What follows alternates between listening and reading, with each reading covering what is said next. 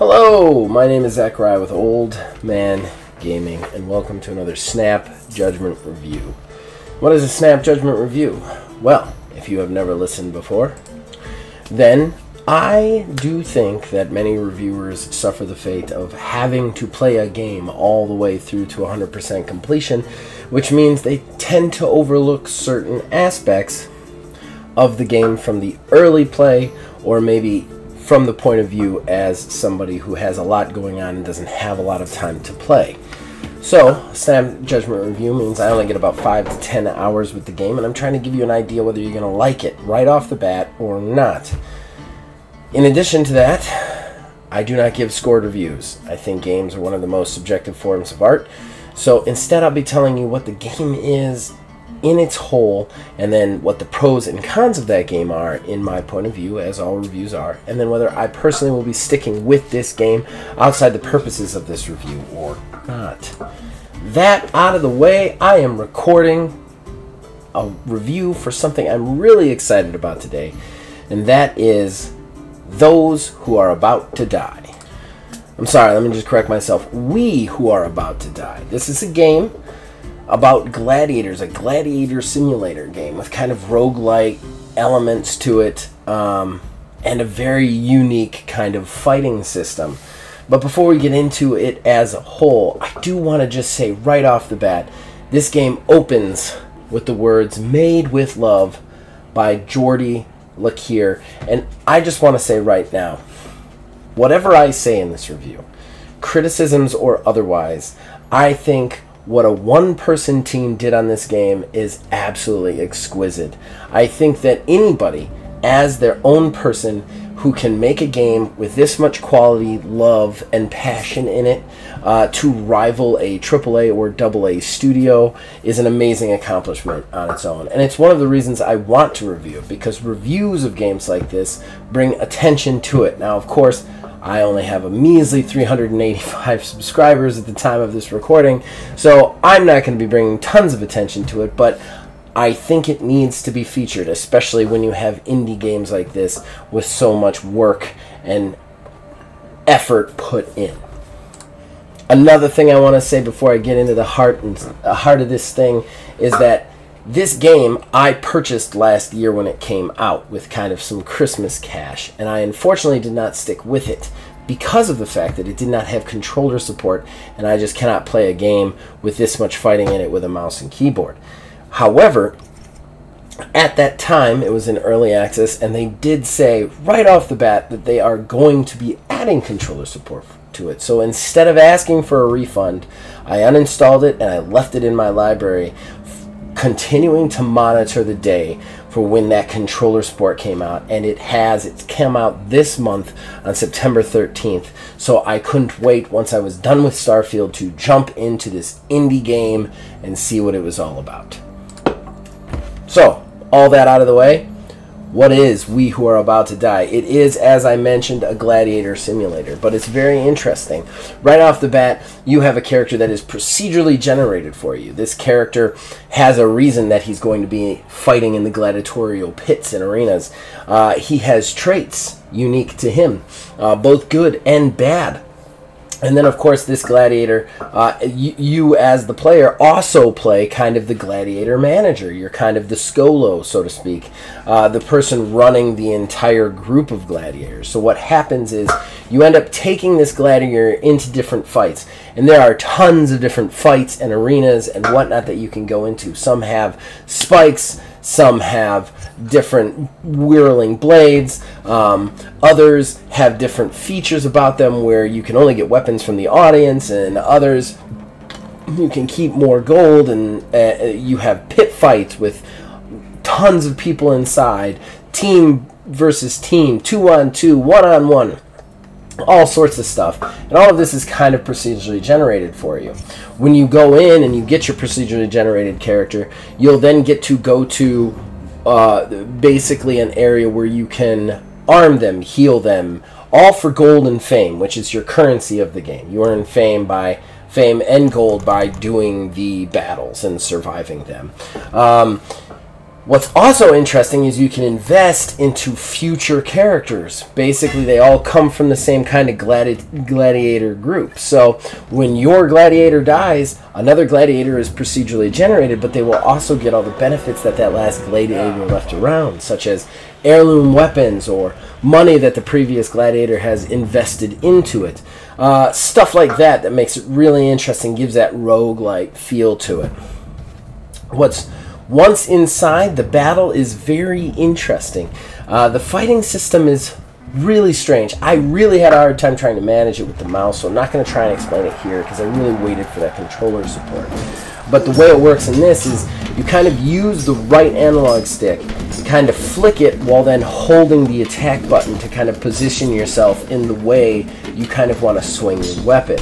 And then you use kind of the directional button to kind of position where that sucker swings at, whether it hits the head or the leg or the arm. It's very interesting because you can really kind of work the arms and legs kind of almost, well, the arms mostly, independently to kind of block and attack, which makes feinting and whatnot very easy. But at the same time, the entire aspect of attacking is very cumbersome. I kind of like this because what it does is it gives you that feel of weightiness that swinging a sword is. Instead of just mashing a button and the sword kind of swings, you get this kind of feel of like, oh, this is how hard it is to really time your attack and hit with it. You also have, of course, a stamina bar, so you can't just spam the attack buttons or your character will run out of stamina. And you have health, which is unique to your character depending on him. Once you win the battles, you get a certain amount of money, but you also get favors with host patrons. There's 4 of them, each one of them respecting different things and kind of offering up different battles, special abilities, and traits for the fights. And then the gladiator that you're playing also has a procedurally generated goal that if you can accomplish it without dying, well, I don't know what happens because I haven't gotten there yet. I've only played that first 5 hours and I got nobody who has survived so far. But I haven't wanted to stop playing this, which is really exciting. In addition to all that, you have this kind of aspect of entertaining the crowd. And what your actions in the ring do to entertain them. You can actually get tips by entertaining them more.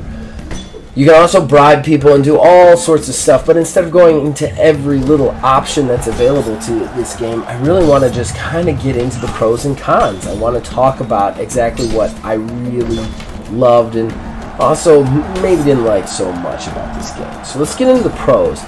Number 1, the depth of this game surprised me. And let me explain why. Because it's really, at its core, it's a fighter.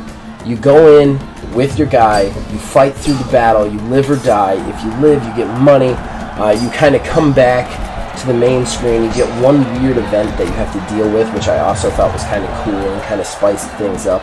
And then once you deal with that event, then you can put money into training, invest in the future Skolos, buy new equipment, unlock new equipment, all sorts of stuff like that, as well as upkeep your armor and weapons before finally selecting another battle to go into.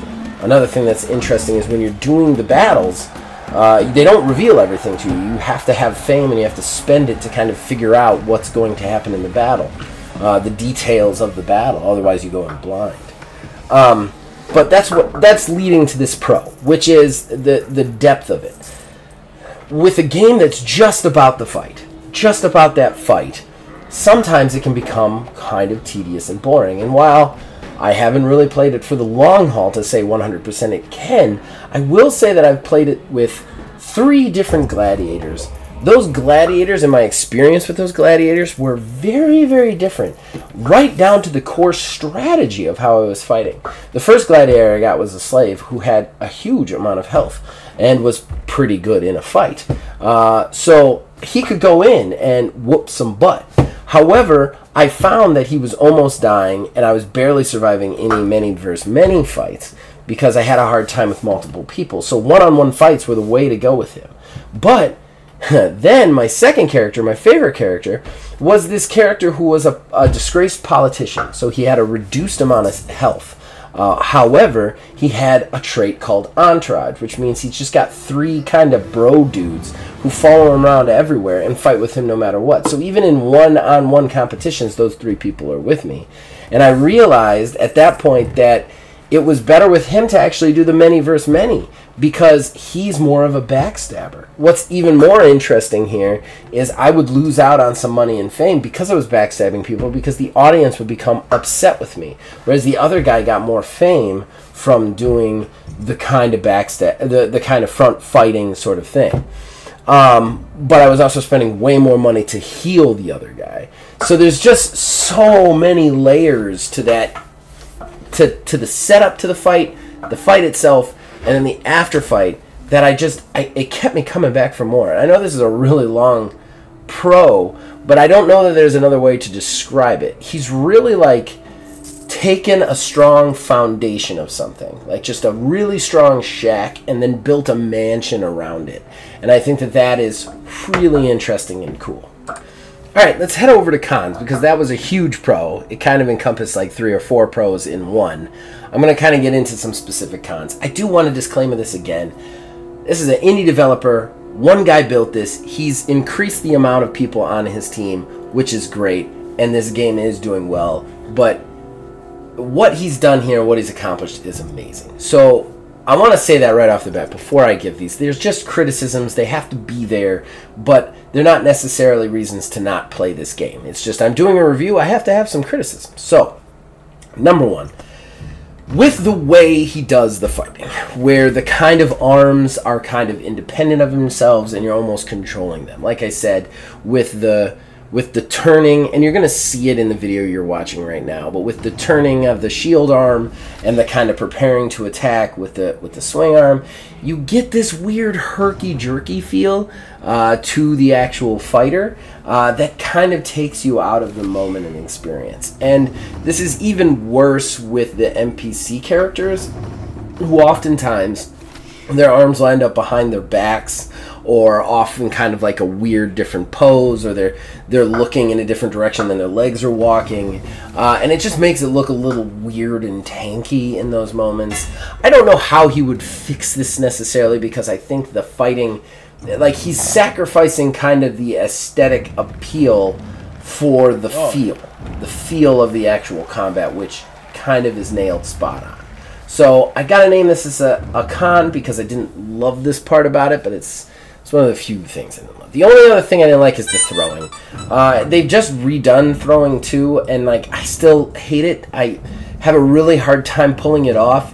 You can't just, there's not a button to just throw, as usual with this game, because everything is kind of like a 3-step process, which I like because it gives you the weight of all of your actions. But with the throwing in this, you have to drop the weapon, but at the same time be kind of attacking, and just the timing of it is nearly impossible to nail in the actual fight. So it's just, while I like the cumbersome feel of some things, this is just a little bit too cumbersome. I wish it was a little bit easier to hurl your weapon at opponents, because I think it's cool to do that in a gladiatorial situation, and I just can't seem to do that in any way, shape, or form. So that's it for the cons. Whether or not I'm going to stick with it, definitely. I love this game. I can't wait to play it again. I'm really enjoying my time with it. I like the fact that it just keeps getting better. He just keeps adding to it and just keeps building on it. And I hope this game has a long tail end where we get more and more stuff. I do want to say I didn't include this as a con because I don't necessarily think it's a con to not have a feature that I want. But I would love this to have multiplayer at some point. This would just be a perfect game for that. I think that, like, not even necessarily versus multiplayer, but to be able to go in even with one other friend and tackle those arenas together would be super cool and super fun. Other than that, and that might be something we get in the future. I don't know. I think this is a really good game, and it's an accomplishment for single-A developers. And I think you've done a really good job here. Absolutely bang-up job on this game. So hopefully I have helped you guys kind of come to understand whether you'd like this game or not. Did I get it right? Did I get it wrong? Let me know in the comments below. You can also reach me on Facebook at OldManGamingDH, on Twitter at OldManGaming9. You can join our Discord, links in the description below. You can influence this and all of our shows there. Congratulations to Joe here, and I am looking forward to many Aspirin Gladiator fights in the future.